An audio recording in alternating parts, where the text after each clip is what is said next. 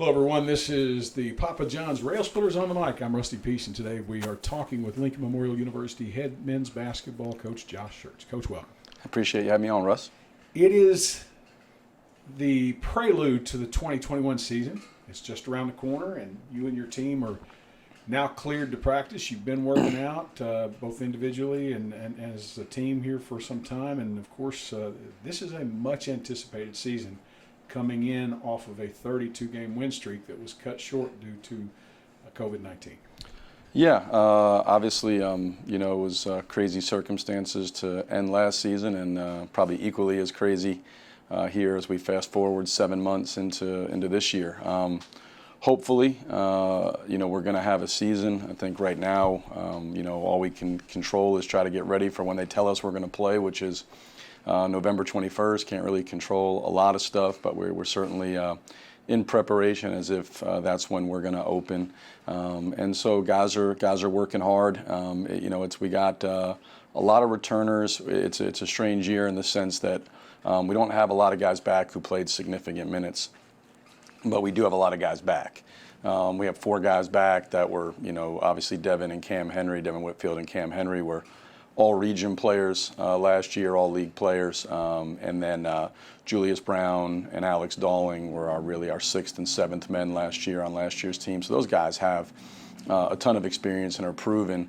And then we have 8 other guys back, a couple, Jeremiah Keene and Shaquille Rombley, that were just outside the rotation last year that have a chance to impact us we think in a really positive way. And then our redshirt group, our scout team group last year was, I thought, the best in my 12 years here in terms of the way they played, and those guys have brought that to this season when you're looking at guys like Xavier Bledson and Mikael Berries and Simon Wilbar and Luke Bartimus and Chase Rankin. So those guys have really, are right in the mix as well. So I think if there's ever a year where you're going to need depth, it would probably be this year with everything that's likely to go on throughout the season. And fortunately, I think we're as deep as we've ever been. Now, we lost a lot.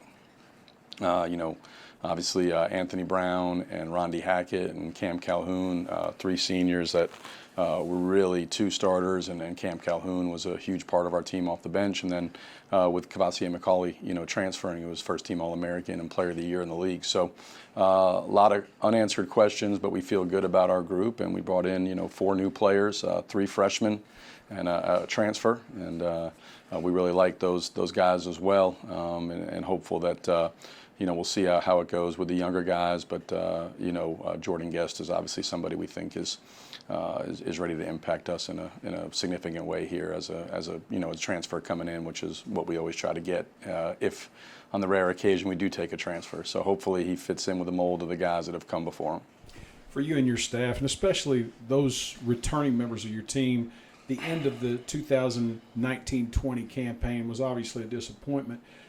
Looking into 2021 now, there had to be a huge sense of relief and a very big hunger, especially for those guys, again, to now pick up hopefully where they left off and get going again and try to say, hey, we're still here and we're still that good. Yeah, I think everybody's, everybody left last year with a bad taste in their mouth. Not, obviously when you look at it in totality, basketball and the NCAA tournament being canceled is pretty insignificant in the grand scope of things. But in our world, it was devastating, right? You have a team that worked, for 7 months straight, had put themselves in position to be, I don't know where we maybe, favorites or co-favorites or whatever with Northwest Missouri going in, and who knows how it would have played out. We could have lost the first round to Belmont Abbey. We could have won the national title. The thing is, when you're a competitor, you want the opportunity to compete, and to have it end that way was really difficult. Because you just feel like there's a little bit of that cloud of there's no conclusion to anything. There's no conclusion to the season. So it's always kind of a what if that'll hang over our heads. But really, I think the guys that are coming back, I think we're in a good place because we have a lot of guys that have been here going into year 3, most of our team, and they've played on a team in 18-19 that underachieved at a significant level based on his talent. And they understand, I think, all the reasons why we underachieved. And then they played on a team in 1920 that arguably as good as any team in history of this league and history of the school.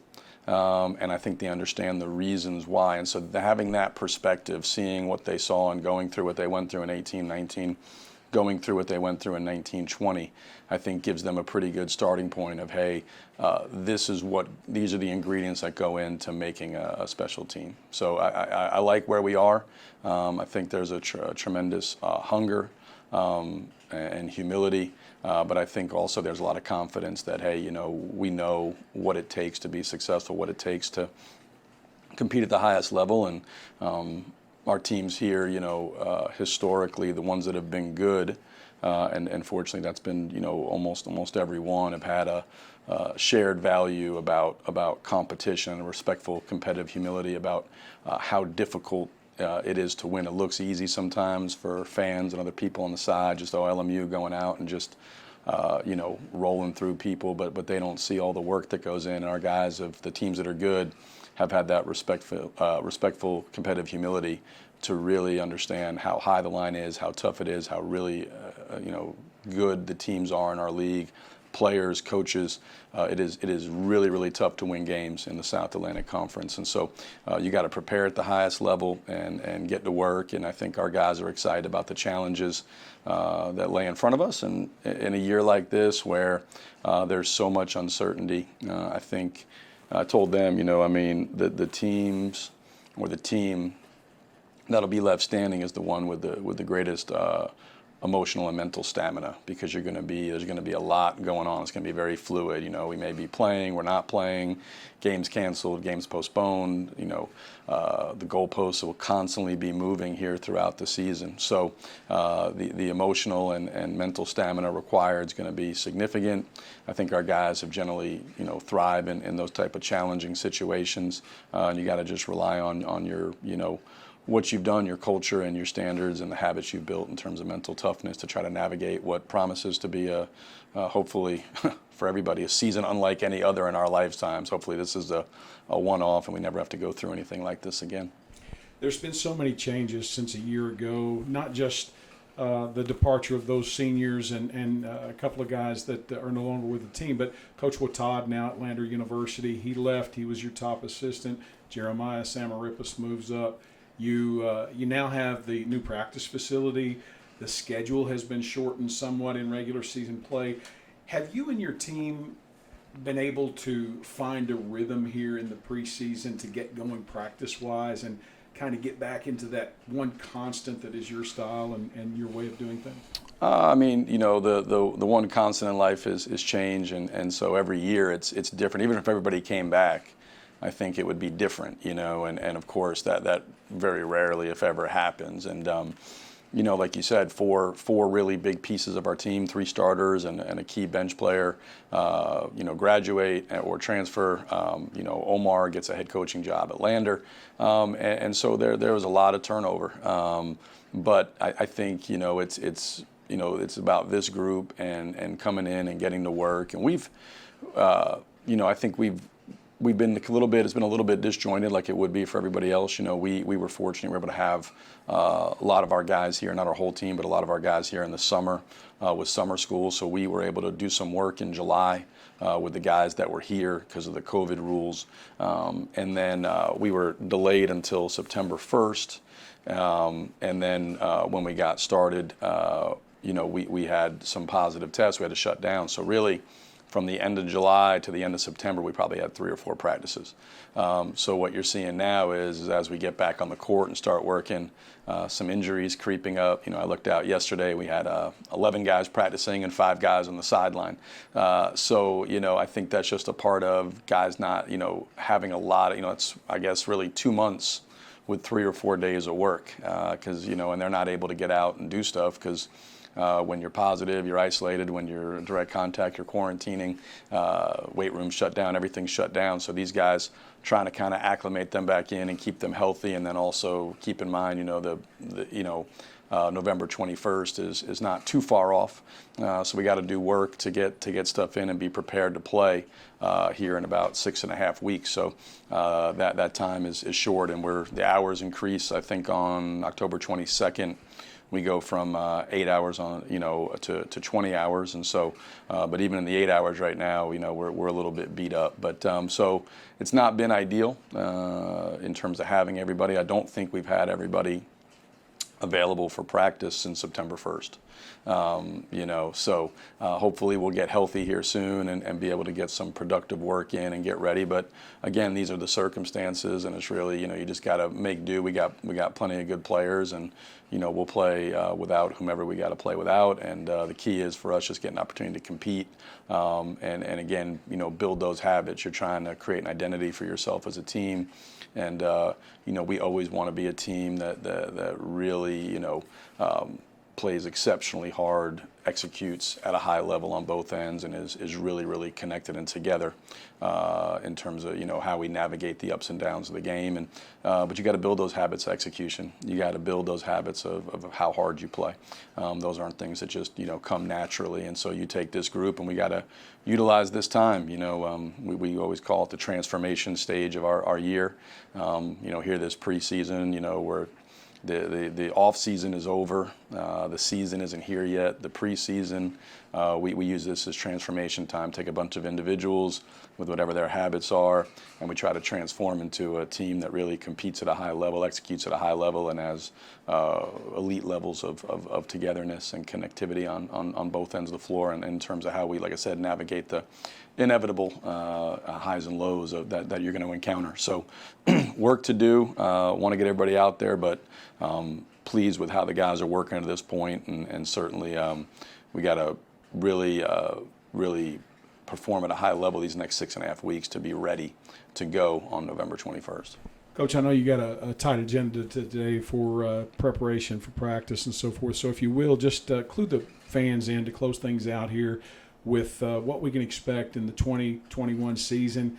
I know although the schedule is reduced, the competition doesn't get any less in terms of the quality.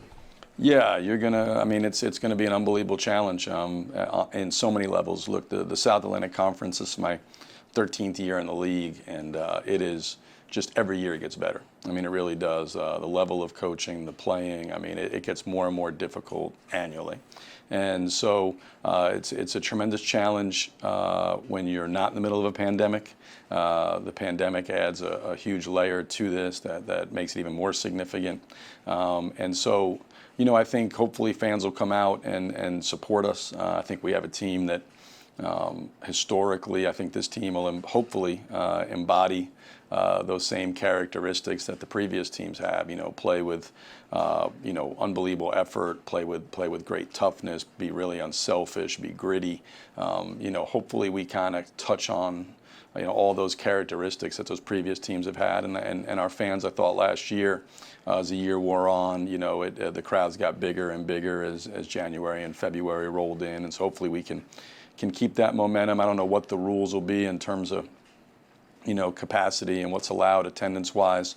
The great thing is I think it'll be a percentage probably based on if there are fans allowed. It will likely be a percentage based on your capacity and in terms of seating. So we should be able to still have really good crowds, even if it's 25% or 50% or whatever number they land on in terms of what they're able to do. So and it may be zero. I'm sure whatever they decide will be what's best. But we're excited for the challenge. This league is brutal, night in, night out. We talked about the line, how high the line is that you got to hit to have success. We've got a lot of work to do to build those habits, build that identity. What we talk about, we want to be a team that really imposes its will on the opponent. And to do that doesn't happen in the first couple minutes of a game. You got to be able to sustain your efforts, sustain your execution over and play an entire 40-minute game to really impose your will on the opponent. And the process of getting there, is what it is. You got to come in, you got to prepare, daily with a purpose. You got to have that daily focus, that daily commitment. And we talked to our guys about, that's the price. The championships are won when no one's in there watching, right? And so, and to have success, you got to pay that cost up front. You don't get to pay it, not like a restaurant where you get to go and eat and enjoy the meal and then, pay it afterwards. You can't have success and then say, okay, now I'm going to start working hard. You got to invest and be fully committed on the front end to reap the benefits on the back end. So, we have, here 6.5 weeks. We got to be really efficient and productive with our time. We can't afford any wasted days. Time is limited now until October 22nd. Even then, we got to manage somehow, find that balance of making sure we're preparing our guys and also kind of navigating, like I said, getting back into shape. And it's a little bit different in October of this year than it's ever been in terms of the amount of time that we've been on the floor. So a lot of challenges for coaches, a lot of challenges for players, but we're really excited, hopefully, to have a season, compete, and looking forward to November 21st here against Newberry.